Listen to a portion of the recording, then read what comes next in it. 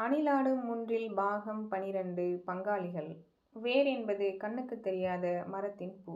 பூ என்பது கண்ணுக்குத் தெரியும் மரத்தின் வேர். மலேசிய தலைநகர் கோலாலம்பூருக்கு பாடல் எழுதுவதற்குச் சென்றிருந்தேன். என் மலேசிய எண்ணுக்கு தமிழ்நாட்டிலிருந்து யாரோ அழைத்துக் கொண்டே இருந்தார்கள். தொடர்ந்து அலறிய அலைபேசியை எடுத்து ஹலோ என்றேன். நான்தான்ப்பா, அண்ணன் பேசுறேன். நம்ம பெரியப்பா இறந்துட்டாரு என்றது எதிர்முனை குரல். அதிகம் பழகாத குரல். கண்ணுக்கு முன் எல்லா பெரியப்பாக்களும் வந்து போனார்கள். எந்த அண்ணன் சரியா தெரியலையே என்று தயங்கினேன். அதான்ப்பா என்று அவர் உறவு முறையை விளக்கினார். அப்பாவின் பெரியப்பா மகனின் மகன், பங்காளி அண்ணன். அப்பாவின் இன்னொரு சித்தப்பா மகன் இறந்து விட்டாராம். நம்ம வேலூர் பெரியப்பா தான்ப்பா. நீ கூட சின்ன வயசுல வந்திருக்கியே. காலையில எழுந்து கோயிலுக்கு போயிருக்காரு. திரும்பி வந்து தண்ணி கேட்டாராம். அவங்க மருமக எடுத்துட்டு வர்றதுக்குள்ள தென்னையில சாஞ்சு கிடந்தாராம். தூங்குறாருன்னு தொட்டு பார்த்தா மூச்சு இல்லையாம் என்றார். அப்படியா? ஐயோ, ஓஹோ என 3 வார்த்தைகளில் எதை சொல்லலாம் என யோசித்து கடைசியாக என்றேன். அப்புறம் எப்படிப்பா இருக்க என்று அவர் என் நலன் விசாரித்தார். நல்லா இருக்கண்ணே என்றேன். டிவியில் உன்னை பார்க்கும்போது குழந்தைங்க சந்தோஷப்படுங்க. உங்கள் சித்தப்பா தாண்டான்னு சொல்லுவேன் என்றார். என்ன படிக்கிறாங்க என்றேன். அவர்களின் மதிப்பெண் விவரத்தில் தொடங்கி விளையாட்டு புத்தி வரை விவரித்து கொண்டிருந்தார். கடைசியாக சினிமாதான் எல்லா பசங்களையும் கெடுக்குது என்றார். இம்முறை நானும் குற்றவாளி கூண்டில் நின்றதால் அப்படியா என்றேன் எச்சரிக்கையாக. என்னமோப்பா, உங்க அப்பா இருந்த வரைக்கும் எல்லா பங்காளி விசேஷத்துக்கும் மறக்காம வருவாரு. வர ஞாயிற்றுக்கிழமை காரியமா, ஒரு 8 வந்து தலை காட்டிட்டு போ என்று முடித்து கொண்டார். சரிண்ணே என்று சொல்லிவிட்டு ஜன்னல் வழியாக கடந்து செல்லும் மேகங்களை பார்த்து கொண்டிருந்தேன். நான் இருந்தது 48வது மாடி.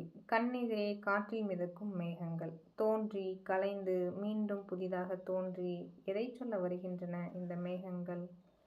ஓடி ஓடி காற்றில் உடைவதற்கா இந்த ஓட்டம்? அறைக்கு திரும்பியவுடன் டியூன் ரெடி, ஏதாச்சும் டம்மி லிரிக்ஸ் சொல்லுங்க என்றார் யுவன் சங்கர் ராஜா. பாடுங்க என்றேன். தனனா தனனா தனனா என்றார். என்னை அறியாமல் வார்த்தைகள் வந்தன. அலைமேல் நுரையாய் உடைவோம் என்று.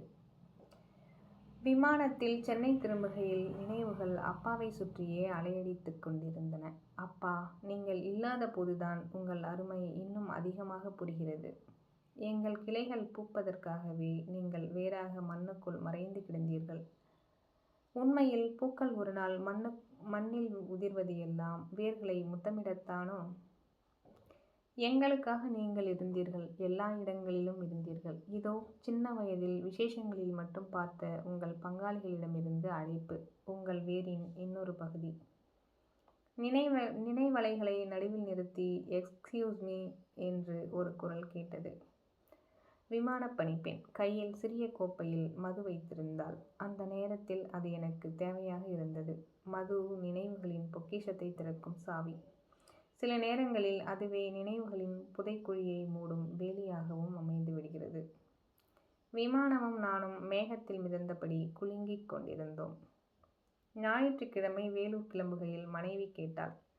காரியம்னா பங்காளிங்க மீசை தாடியே எடுப்பாங்க. நீங்க எடுப்பீங்களா? நிச்சயமா என்றேன். நம்ம கல்யாணத்துக்கு கூட நீங்க தாடியை எடுக்கலை என்றாள் ஊடலாக. அது வேற. இப்ப நான் பங்காளி என்றேன். ஆமா, நல்ல பங்காளி என்றால் சிரித்தபடி. வேலூர் அகன்ற தெருக்களில் புழுதியும் வெயிலும் படிந்து கிடந்தது. அகழிசூழ் கோட்டையையும் புளிய மரங்களும் தாண்டி சிக்னலில் நின்று ஊரிஸ் கல்லூரியை கடந்து கிழக்கே பாலாற்றங்கரையிலிருந்து பெரியப்பாவின் கிராமத்தை அடைந்தேன். முன்பு எப்போதோ சின்ன வயசில் இங்கு வந்திருக்கிறேன். பாலாற்றங்கரையில் விளையாடி இருக்கிறேன். லாரிகளில் மண்ணள்ளிய பெரும் பள்ளங்களும் ஆங்காங்கே சாயக்கழிவுகளுமாய் பாலாறு இப்போது பாழுமாறாய் கிடந்தது. பெரிய பந்தல் போட்டு பாலிமர் நாற்காலிகளில் உறவினர்கள் கூடியிருந்தார்கள். நம்ம சண்முகம் மகன் என்ன பண்றான் என்ற குரல் தேய்ந்து, நாகராஜ் பையன்பா, சினிமாவில் ஃபேமஸாக இருக்கான் என்று பேச்சு என் பக்கம் திரும்பியது. நான் தாண்டா உங்க அப்பனை தூக்கி வளர்த்தேன், மூக்கு ஒழுகிட்டு திரிவான் என்றார் ஒரு பெரியவர். நான் அவர் காலில் விழுந்து வணங்கினேன். பாலாற்றங்கரையில் ஓர் ஆலமரத்தடியில் பங்காளிகள் நாங்கள் அமர்ந்தோம். புரோகிதர் எல்லோரையும் குளித்துவிட்டு வரச் சொன்னார். பாலாறு நீரின்றி மணலுடன் நீண்டிருக்க, தொலைவில் ஒரு பம்பு செட்டில் குளித்துவிட்டு ஈரவேட்டியும் வெற்றுடம்புமாய் மீண்டும் எதிரில் அமர்ந்தோம். என் முறை வந்தபோது புரோகிதர் என்னை பார்த்து கேட்டார். அப்பா பேரு? நாகராஜன். தாத்தா பேரு சொல்லுங்கோ. எத்திராஜன். தாத்தாவோட அப்பா பேரு? என் மௌனத்தை பார்த்து பக்கத்திலே இருந்த பங்காளி அண்ணன் சொன்னார். ரத்னம். அதான்ப்பா நம்ம எல்லோருடைய தாத்தாவோட அப்பா பேரு என்றார். அந்த கணத்தில் நான் அந்த அண்ணனின் கைகளை பிடித்தேன். அவர் உடலிலும் என் உடலிலும் எஞ்சியிருந்த, நாங்கள் பார்த்தே இராத ரத்னம் தாத்தாவின் உதிரச்சூட்டை அப்போது நான் உணர்ந்தேன். தலைக்கட்டு முடிந்து இலை போட்டு கரிசோறு தின்று பங்கு தொகை கொடுத்து விடை பெற்று கிளம்புகையில் யாரோ ஒரு உறவுக்கார பெண் இன்னொருவரிடம் சொல்லிக் கொண்டிருந்தாள். காலையில் எழுந்து கோயிலுக்கு போயிருக்காரு, திரும்பி வந்து தண்ணி கேட்டாராம். அவங்க மருமக எடுத்துட்டு வரதுக்குள்ள திண்ணையில சாஞ்சு கிடந்தாராம். தூங்குறாருன்னு தொட்டு பார்த்தா மூச்சு இல்லையாம்.